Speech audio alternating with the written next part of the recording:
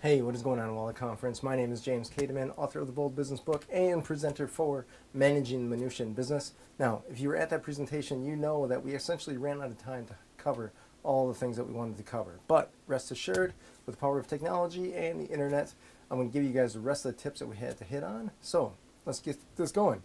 As a side note, if you were able to write the letter and stuff it in the envelope and get it all set, we will mail those out in about 3 months. If you have not, rest assured, we got some technology that we'll talk about in a little bit to get it rolling. It's not a big deal. So let's keep going here. So next thing that I want to talk about, if you remember from before, is using more time. We're trying to get as much time as you possibly can by saving time doing things you don't need to do, just avoiding them altogether, or getting the stuff that you do need to do and actually making it better, easier, faster. So this next step that we got here is tool number 32, is using time times 2. This is what I call getting essentially 2 for 1 in using something, right? For example, I like to drive around and listen to books on CD or books on tape or audibles, things of that nature. So you're getting a chance to listen to something that's informational and educational without having to actually sit there and listen to it without having anything else going on. Generally speaking, people are good enough drivers, right? They can use their subconscious mind and a lot of conscious mind to actually drive. But you can just be listening to road noise, you can be listening to music, or you can listen to something that'll actually make you a smarter person. So that's what I like to do. Time times 2. I got a link for that, I believe, in the handout that we got you guys amongst all the other presenters' handouts. So what else we got going on here? I need you to know the difference between choice and chance. I was just talking about someone, excuse me, I was just talking to someone about this earlier today, how social media is kind of fun for people because they don't necessarily know what they want to look at when they get online. So they go on a social media page that they always go to and they look and they're like, oh, I didn't even know that this stuff existed that was interesting. But now it's been exposed to me and here I am going down that rabbit hole. That's essentially leaving everything up to chance. Versus choice is when you say, this is what I want to concentrate on, this is what I want to learn about. Well, you notice the difference, right? Chance is kind of like laissez-faire, I'm just channel surfing. Choice is, I want to head towards this. Now, we talked about focus already and the importance of focus. So can you imagine what's going to be more productive? Choice versus chance? The solution is choice. That is not to say that you can't waste a few minutes every day bumming around on social media or even surfing the internet, something like that. But once you've been exposed to enough things, you should, most of the time, actually make a choice in what you're going to invest your time in. Otherwise, you're just wasting it, essentially. If there's ever a moment when you look back at the past 2 hours and you think, what did I really accomplish? Is anything in my to-do list, did anything really happen? No, because you've been focusing on all this other stuff that's been grabbing your attention that you didn't anticipate. That's causing you to waste some time. That's chance, not choice. You have the power to make that choice. Very important thing here. Let's move on. Oh, another thing here, we touched on this earlier, I'm going to hit it again. No excuses. How many? No, 0, none, nada, zilch, none. It's interesting because I teach this business planning class, right? Great people, 80% of them won't end up starting a business. I'll tell you why. Generally speaking, they have this dream of starting a business, but they just don't have the gut for it. And a lot of that gut is actually making some big decisions that they're afraid to make, right? And so I'm meeting with these people because their business plan is due in a couple weeks. I'm meeting with them to help them go over their plan. And out of 5 people that scheduled with me, 3 have already rescheduled. And it's not like they canceled, they rescheduled, right? So it's an important meeting, but it's not important enough. And the excuses that they give, generally speaking, who cares, right? Would you care if I told you what their excuses were? No, I don't care. They probably don't care either, really, right? They're just trying to justify them making an excuse. So let's clarify the difference there. All right, so let's move along here. No excuses, you can see here. No excuses. All right, now I want to let you guys know that another puppy picture came up, so I'll just assume that you'll stand up and high five at least 5 people right now. Go ahead. All right, there you go. Next, we're going to get into accountability. So accountability is something that I wanted to touch on with that envelope that we touched in as well. So you will see a link for a sheet called I Will Make It Happen. On that sheet, you're going to fill out your name if you're a business owner, an employee, and just a couple simple questions there. Now, you don't have that sheet in front of you right now in a actual hand form. So what I'm going to have you do is I'm going to have you click on that link, and it's just a simple online form. It's just a few questions. You fill out that, send it to me. And what we can do with that is roll some accountability in this. Okay, so on that sheet is the I will make it happen sheet. And you can see you've got your name, business owner, employee, check, check, check. What are your top 3 goals for 2018? Presuming that you've written them down. If you have not written them down, now is a great time to do that. What else we got in here? What are the top 3 takeaways that you'll take away from this session? Presuming that we offered you a few nuggets of something, right? There's a ton of information that I threw at you guys here, a ton. I don't expect you to get all of it. No presenter realistically should, right? So I need you to just take away the 3 biggest points, because that helps me as a presenter, and it also will help you as a person that attended this to realize, what did I get out of that? You know, what are the 3 most important? Kind of think and reflect on it. Instead of just showing up, go through the motions, I want you to actually get something out of this. That would be cool, right? Then I offer you a free 30-minute session to discuss your 2018 goals. If you want it, great. There's no cost, no obligation, anything like that. If you don't, no worries. Just make sure you talk with someone, a mentor, a friend. I would avoid a colleague if they're working in the same place with you, because there may be somewhat of a conflict of interest. Just get a friend, someone to help you out. It's not a big deal. Otherwise, by all means, I'm available as well. There's a link there as well. And then that's all there's to it, right? Email, phone number, however you want me to get a hold of you, and boom. Send it away. It's easy. This is just in a digital form, right? Boom, boom. Next, here's what I want you to do. This is something that we didn't get a chance to do in class, but I'll tell you what, this is something that you can do completely on your own, right? This is actually fun, so bear with me. This is what I call setting up an accountability partner. So, first thing that I want you to do is get that accountability partner. Could be the one that we talked about with that sheet, right? The I will make it happen sheet. Someone that you trust, maybe a friend, someone that you can be open with, and you feel that they would be open with you as well. If it's a great friend, a business associate, something like that, that's great. After we give you the instructions here, you can figure out who would be the best for me to get this done. We'll go from there. So next, I want you to get this person's email address. You probably already have it, but just in case, even if it's a stranger, or maybe there's a business owner that you know, or someone that's in a position that you want to be, that you know what, that would be a cool mentor, let me get in touch with them. It will be rare that someone would say no to you. If they would say no to you, you probably don't want to do it with them anyways. So, the next thing you're going to do is prepare an email to them, and you're going to CC awesome at drawincustomers.com. Well, that's an easy email address to remember, right? Awesome at drawincustomers.com. Next thing you're going to do is in the subject line, I want you to put I'm watching you. Now this is going to be an email that you create for someone that you already know. So if you're finding someone that you don't already know, don't send them a creepy email that says that you're watching them. That just gets weird, right? So this is going to be, hey, would you mind being my mentor? This would be really cool. I'll be your mentor as well. All we're going to be is accountability partners. Not really a whole lot of time involved. Super sweet and easy. Boom. You put together this email. You're sending it to them. You're CCing awesome at drawincustomers.com. And in the subject line, you're putting I am watching you. Easy, right? The next thing you're going to do is in the body of the email, you're going to ask them, did they do essentially what you wanted them to be held accountable for, or essentially what they wanted to be held accountable for. So let me give you an example. You talk with someone, chat over the phone or over email, and say, hey, what are you trying to accomplish, right? What is this goal that you're working towards? Maybe it's getting so many sales, giving so many presentations, talking to so many people, meeting some people for coffee, whatever it is, right? And it doesn't even necessarily have to be work-related. In this context, it is.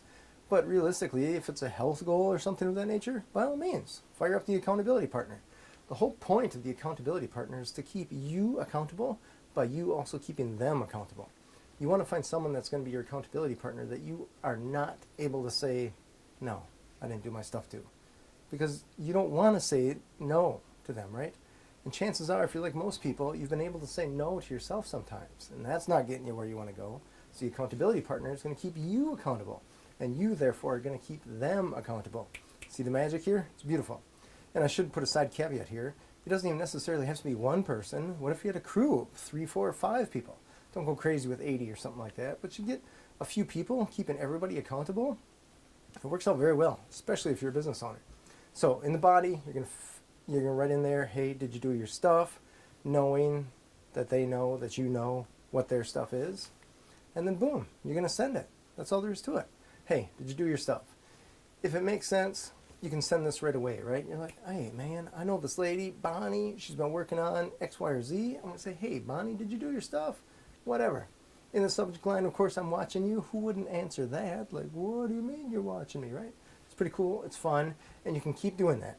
The idea is with your accountability partners, you set up a time So maybe it's once a week, maybe it's once a month. I wouldn't go too much further out than that. And you just check up on them to make sure that they're doing their stuff. And the beauty is they're checking up on you and you are checking up on them. So you both have authority over each other to keep everybody on task. It's magical, right? I love it.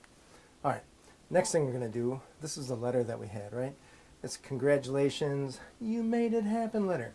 This is an open letter to yourself. When I say open letter, I mean it's open, you're writing it down, then you're closing it, putting it in an envelope, addressing it to yourself, and at the presentation you gave them to me, so in a few months I'll send them to you. But it turns out we're not in a position to do that right now. You're far away, I'm over here in Madison, so we get a couple different options. Option one, you can click on the link below. There's another link for this sheet. You can actually print it out, write your letter to yourself, keeping yourself accountable, letting yourself know in 3 months, what did you accomplish? What did you accomplish? Now, what do you think you're going to do? What are you going to try to do? What are you hoping to do? I mean, telling yourself, your 3-month future self, congratulations, this is what you made happen. You're going to write that out. You're going to fold it up. You're going to stick it in an envelope. You're going to address that envelope to yourself. And then, for ease, you can do one of two things. Option one is that you send that whole thing to me in another envelope. And you say, hey, James, this is mine. Send it to me in 3 months. I don't open it. I don't care. This is your business. Option two is you tuck this thing away somewhere where you won't open it for another 3 months. Maybe it's in, I don't know, wherever you keep your winter coats. Presumably it'll be a few months before that happens, right? Just tuck it away, and then you get your winter jacket out and like, oh, maybe fall jacket. Let's not go crazy, right? Like, what is this letter? Oh my gosh, boom, boom, boom. Away you go. So this is not only keeping you accountable with your partners, it's keeping you accountable to yourself, your future self. Sweet, huh? Other option, of course, option three, is that you skip the whole paper thing and you just write an email to yourself saying, congratulations, you made it happen, and then just do a future send later, and do 3 months in the future.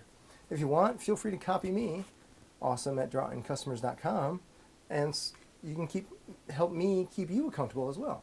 If you like it, great. No worries, you don't have to. But the idea is I want to keep you accountable to yourself to actually make this stuff happen. Instead of just going to a presentation, listening, and be like, okay, I get it, moving on through life, and nothing really changes. It's not my game. My game is to help you as much as I possibly can. Let's keep it rolling. This is just another way. Finally, all of these tools, I gave you so many tools here. It comes down to moderation, right? Just like anything, good or bad, moderation is the key. So you could go through all this stuff and do it by the lines, by the checklist, perfect, perfect, perfect, and you'd probably go crazy. So you have some moderation in this. You don't have to get it 99% perfect or 100% perfect.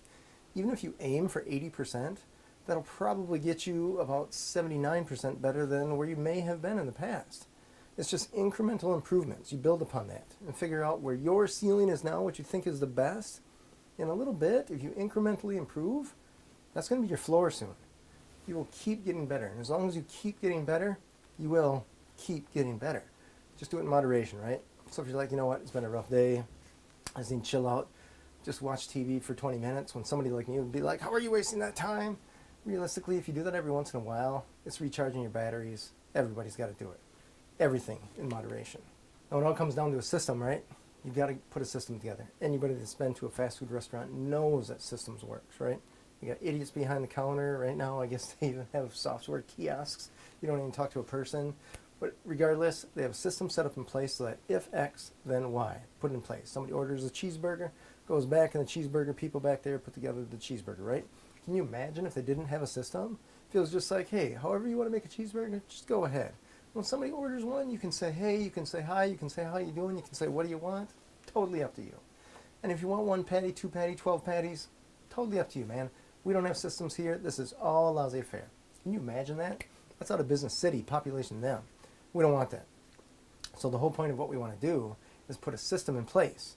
You figure out what has worked for you and actually write it down. You probably don't have a system written down. So just write down your system. Maybe it's a checklist. Maybe it's just step, step, step, what you're going to do.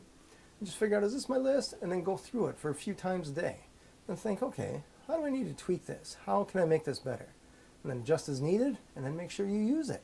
Get a system in place for all this stuff, and then whether you're growing your career or advancing and building your business, You can do great with these things when you get these systems set up in place. Getting the system set up for time management is just one critical piece. But man, if you find yourself having more time to get more stuff done, you can go a lot of places. To apologize because I see we got another high five picture. I apologize. There seem to be a lot of high five pictures. So at any rate, just high five somebody around you, and away you go. Boom. Okay. I want to thank you. My name is James Kademan over at Draw In Customers Business Coaching. If you ever want to reach out by email, phone call, whatever, by all means, give me a shout. I'm happy to chat business, probably to a fault. I also want to throw this offer out to you guys. So since I'm not able to actually talk to you about my book, the Bold Business Book, I'm giving you an offer if you want. You can buy the Bold Business Book on Amazon, right? Just look up Bold Business Book. You'll find it. So we got softcover, hardcover, audiobook, ebook, all kinds. But we also talked about You Got This, right? Remember, You Got This, yeah! With your move, boom! I saw all kinds of moves there. It was fantastic. I hope you guys use that again in the future. But I wanted to offer it to you. If you just email me and let me know, send me a copy of the receipt from you buying the Bold Business Book, I personally will send you a signed copy of the You Got This book. Because I know you can use that. I know it's fun. And in the end, your bookshelf could probably use something that you've actually read, right? A lot of people just, I don't know, they buy books and they don't read them. So by all means, read both those books. So You Got This one is super speedy quick. Next, by all means, I hope you have a chance to get social with me, right? We got LinkedIn, we got Facebook, we got Twitter. It's Draw In Customers, Business Coaching. I'm here. My name is James Kademan. Reach out to me, phone call, email, wherever. I'm around. I'm happy to help. So I want to thank you for taking the time to watch this video. I know it's short, quick, and by all means, if I can help you in any way, grow your career, your business, just give me a shout. Happy to chat over coffee, or if you're too far away, just phone call, email, chat, something like that, by all means. The phone number, of course, is 608-210-2221, and the email, you can use james@drawincustomers.com. I appreciate you taking the time to check this out, and by all means, let yourself know that you got this.